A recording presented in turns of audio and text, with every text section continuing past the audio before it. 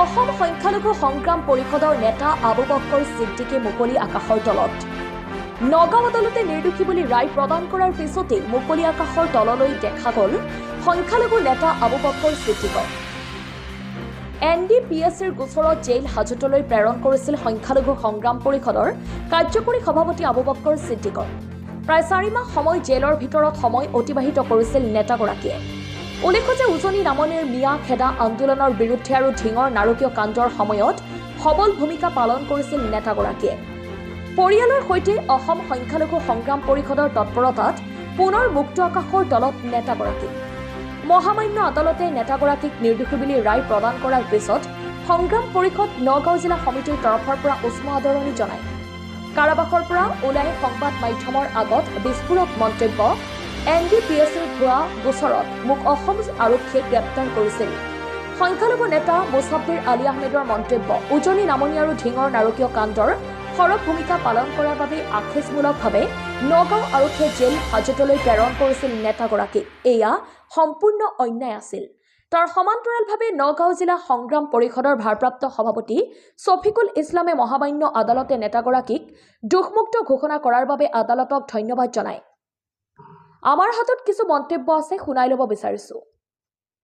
সংখ্যালঘু সংগ্ৰাম পৰিষদৰ কেন্দ্ৰীয় সমিতিৰ কাৰ্যকৰী সভাপতি আবু বক্কৰ ছিদ্দিক মুকলি আকাশৰ তলত প্ৰায় 4 মাহ কাৰাদণ্ড খাটাৰ পিছত কি ক'ব আপুনি? অতিকে দুৰ্ভাগ্যজনক কথা। এজন সংগ্ৰামী যুৱক, সংগ্ৰামী নেতা, উজনি নামনি আৰু ঢিঙৰ নৰকীয়া কাণ্ডৰ এজন সবল নেতৃত্ব বহন কৰা এজন ব্যক্তি। তেখেতে যেতিয়া সবল ভূমিকা পালন কৰিছিল সেই সময়ত কিন্তু দেখা গৈছিল যে এটা ভুৱা গোচৰত NDPS 21C লগাই পেলাই এই সংগ্ৰামী এটি কণ্ঠক স্তব্ধ কৰাৰ কাৰণে তেওঁলোকে প্ৰয়াস কৰিছিল। আৰু বিশেষকৈ আমি আইনৰ ওপৰত আমাৰ যথেষ্ট উচ্চ ন্যায়ালয়ৰ প্ৰতি তেওঁলোকৰ প্ৰতি এটা আস্থা আৰু বিশ্বাস আছিল। আৰু সেইটোকে আজি তেখেতক সম্পূৰ্ণ দোষমুক্ত বুলি ঘোষণা কৰি মুকলি আকাশৰ তললৈ আহিবলৈ দিছে। আমি আন্তৰিক শুভেচ্ছা আৰু অভিনন্দন জ্ঞাপন কৰিছোঁ। লগতে দুৰ্ভাগ্যজনকভাৱে কিছু আলোচনা কৰিব লাগিব, কিছু কথা ক'ব লাগিব। নগাঁও প্ৰশাসনৰ যিটো আখেজমূলক ভূমিকা, এই ভূমিকাক আমি ধিক্কাৰ গৰিহণা জনাইছোঁ। কাৰণ এজন সংগ্ৰামী যুৱকৰ কণ্ঠ স্তব্ধ কৰিবলৈ যদি এনেকৈ 4-5 মাহ যদি কাৰোবাক জেলৰ ভিতৰত সোমাই থয়, এটি জাতিৰ কাৰণে ভয়াৱহ আৰু সংকটৰ সময়। গতিকে এনে কাণ্ড যাতে পুনৰাবৃত্তি নহয়, মই তালৈ নগাঁও জিলা প্ৰশাসনক মই অনুৰোধ জনাইছোঁ। আৰু তেখেতৰ অসম সংখ্যালঘু সংগ্ৰাম পৰিষদৰ সন্মানীয় কাৰ্যকৰী সভাপতি আবু বক্কৰ ছিদ্দিক ডাঙৰীয়া, মই তেখেতলৈ এটি অনুৰোধ কৰিম, তেখেতৰ যিটো নেকি আপোনাৰ কণ্ঠস্বৰ আছিলে, এই কণ্ঠস্বৰক তেখেতে কেতিয়াও বিলীন হ'ব দিব নালাগে। পুনৰ আগৰ দৰে তেখেতে ভালকৈ কাম কৰি যাব লাগে, জাতিৰ হকে মাত মাতিব লাগে। অন্যায়ৰ বিৰুদ্ধে আপোচবিহীন তেখেতৰ যিটো সংগ্ৰাম আছে, তেখেতক অবিৰত ৰাখিবলৈ মই অনুৰোধ জনাইছোঁ। আজি খুবেই আনন্দিত লাগিছে।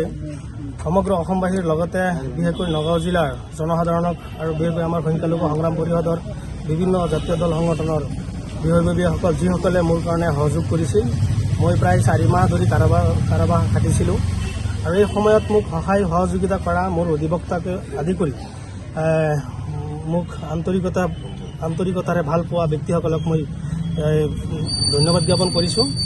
আজি আপোনালোকে নিশ্চয় গম পাইছে, মই যিটো গোচৰত নগাঁও জিলা আৰক্ষী প্ৰশাসনে আক্ৰোশমূলকভাৱে মোক কাৰাগাৰত প্ৰেৰণ কৰিছিল, সেইটো গোচৰ মহামান্য আদালতে তদন্ত ক্ৰমে চালি জাৰি চাই সম্পূৰ্ণভাৱে মোক মুক্তি দিছে আৰু এইটো নিৰ্দোষী ঘোষণা কৰিছে। মই নগাঁও জিলা আদালত, মহামান্য আদালতক মই চিৰ কৃতজ্ঞ হৈছোঁ। আৰু এটা কথা ঠিক যে নগাঁও জিলা প্ৰশাসনৰ আক্ৰোশমূলকৰ যিটো ভাৱধাৰণাৰ মই বলি হৈছোঁ। কাৰণ মই এজন নিৰ্দোষী আৰু যিটো গোচৰত মই কোনো ধৰণৰ একো নাজানো, আৰু সেই গোচৰত নগাঁও জিলা আৰক্ষী প্ৰশাসনে ব্যক্তিগত স্বাৰ্থক মুনাফা কৰিব নোৱাৰাৰ কাৰণে মোক মানে পৰিকল্পিতভাৱে জেলত সোমাইছে। আৰু এই কথাটো সকলোৱে জানে। যিটো বিষয়ত মই সংগঠনৰ বেনাৰত থাকি মই অহৰহভাৱে প্ৰতিবাদ সাব্যস্ত কৰিছিলোঁ, বিশেষকৈ ড্ৰাগছৰ বিৰুদ্ধে।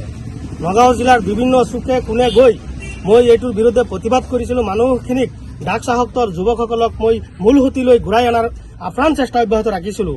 আলিম উলামাৰ জৰিয়তে তওবা কৰাই সেইসকলক ৰিহাব চেণ্টাৰত নি পেলাই চিকিৎসা পৰ্যন্ত কৰিছোঁ। পৰিয়ালৰ বিভিন্ন ধৰণৰ খা খৰচ মই দিছিলোঁ আৰু যিটো আৰক্ষীয়ে কৰিব লাগিছিল সেইটো কাম আমি সংগঠনে কৰিছোঁ। আৰু যিটো বস্তু মই এতিয়ালৈকে জীৱনত দেখা নাই, আচৰিত কথা, জীৱনত সচককে দেখা নাই, কেৱল টিভিত আমি দেখিছোঁ।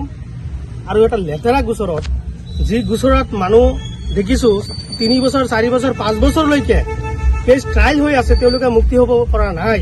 আজি 4 মাহৰ ভিতৰত আৰক্ষীয়ে চাৰ্জশ্বিট দাখিল কৰিছে আৰু মহামান্য আদালতে এইটো তদন্ত কৰি কেছ ট্ৰায়েল কৰি আজি 4 মাহৰ অন্তত আজি মোক মুক্ত দিছে, সম্পূৰ্ণ নিৰ্দোষী বুলি ঘোষণা কৰিছে। মই এনেকুৱা এই গোটেই ভাৰতবৰ্ষত দেখা নাই। NDPS গোচৰত 4 মাহৰ ভিতৰত চাৰ্জশ্বিট দি পেলাই ট্ৰায়েল কৰি পেলাই কেছৰ সম্পূৰ্ণ চালি-জাৰি চাই পেলাই আপোনাৰ মুক্তিটো দূৰৰ কথা, জামিন দিয়াৰো কোনো প্ৰমাণ তেনেকুৱা আমি দেখা নাই। কিন্তু আজি মহামান্য আদালতৰ প্ৰতি যে আমাৰ সম্পূৰ্ণ বিশ্বাস, মই পূৰ্বৰ পৰাই কৈছোঁ যে আদালতৰ প্ৰতি আমাৰ সম্পূৰ্ণ বিশ্বাস আছে আৰু সেই বিশ্বাসটো আজি নিজেই মই প্ৰমাণ পাইছোঁ। আৰু এনেকুৱা আদালত সঠিক থকাৰ কাৰণে, নিৰপেক্ষ ভূমিকা পালন কৰাৰ কাৰণে আজি গণতন্ত্ৰ বাচি আছে সঁচা কথা ক'বলৈ হ'লে। আৰু আৰক্ষীৰ যিটো ব্যৱস্থা, এই ব্যৱস্থাটোত আমাৰ পূৰ্বৰ পৰা সন্দেহ প্ৰকাশ হৈছে। আৰক্ষীৰ ব্যক্তিগত স্বাৰ্থক যেতিয়া আদায় নহ'ব আৰু সেই আদায় নথকাৰ সুযোগত কোনোবা ব্যক্তিসকলৰ আখেজত আৰক্ষীয়ে কি কৰে, বিনা অপৰাধী মানুহখিনিক জেলত প্ৰেৰণ কৰে। আৰু এনেকুৱা আমি দেখিছোঁ বিভিন্ন ধৰণৰ ৰাজনৈতিক ব্যক্তিসকলৰ ষড়যন্ত্ৰৰ বলি হৈছে কিছুমান নিৰহ অপৰাধী মানুহ, কিছুমান বিভিন্ন বিষয়াসকলৰ বলি হৈছে, কিছুমান আৰক্ষী বিষয়াৰ বলি হৈছে। আজি নগাঁও জিলা আৰক্ষী প্ৰশাসনক মই ধিক্ষাৰ জনাইছোঁ আৰু গৰিহণা জনাইছোঁ। আজি 4 মাহ যে মোক জেল খটাই মোৰ জীৱনৰ পৰা কিছু মোৰ মৌলিক অধিকাৰ কাঢ়ি লৈ গ'ল, এই ক্ষতিপূৰণটো আৰক্ষীয়ে দিব জানো? নিশ্চয় নিদিয়ে। গতিকে অসমৰ মাননীয় মুখ্যমন্ত্ৰী ডাঙৰীয়াক আমি আহ্বান জনাইছোঁ যে আপুনি যিহেতু গৃহ বিভাগৰ দায়িত্বত আছে, যে নগাঁও জিলাত গৃহ বিভাগে বা আৰক্ষীৰ প্ৰশাসনে সঁচা অৰ্থত ক'বলৈ গ'লে নিৰপেক্ষ ভূমিকা পালন কৰা নাই। সম্পূৰ্ণভাৱে ব্যক্তিগত স্বাৰ্থৰ কাৰণে বিভিন্ন ধৰণৰ নিৰ্দোষী ব্যক্তিসকলক আজি জেলত প্ৰেৰণ কৰি তেওঁলোকৰ জীৱন ভৱিষ্যত বৰবাদ কৰি আহিছে। মই নিজে চকুৰে দেখিছোঁ। গতিকে আৰক্ষী প্ৰশাসনকো মই আহ্বান জনাইছোঁ যে আপোনালোকে কেৱল নিজৰ স্বাৰ্থকৰ কাৰণে আপোনালোকৰ যিটো দায়িত্ব পাহৰি গৈ পেলাই কাৰোবাৰ জীৱন নষ্ট নকৰিবলৈ মই আহ্বান জনাইছোঁ।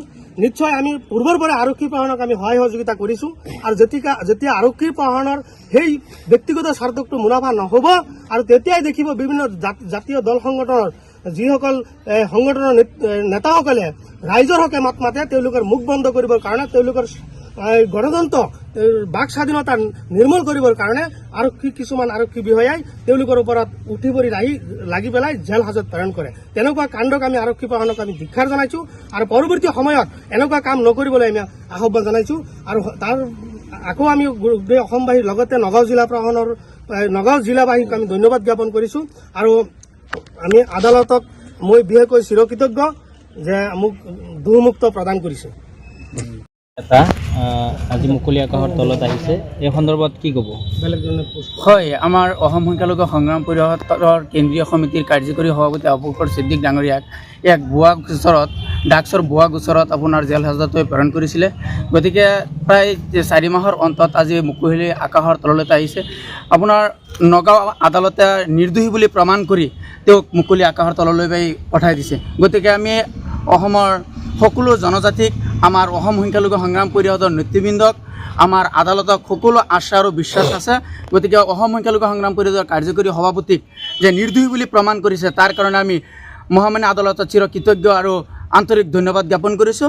লগতে অসমৰ সকলো জনজাতিক আমি আহ্বান জনাইছোঁ যাতে এনেকুৱা গোচৰত যাতে কোনোবাই যাতে আপোনাৰ আৰক্ষী প্ৰশাসনে যাতে এনেকুৱা দুষ্কৃতিকাৰী ঘটনা ঘূৰি পেলাই যাতে জেল হাজতলৈ প্ৰেৰণ কৰে, তেনেকুৱা ঘটনাক আমি তীব্ৰ বাহাৰে নিন্দা আৰু গৰিহণা জনাইছোঁ। আৰু এইখিনি আৰু ক'বলগীয়া।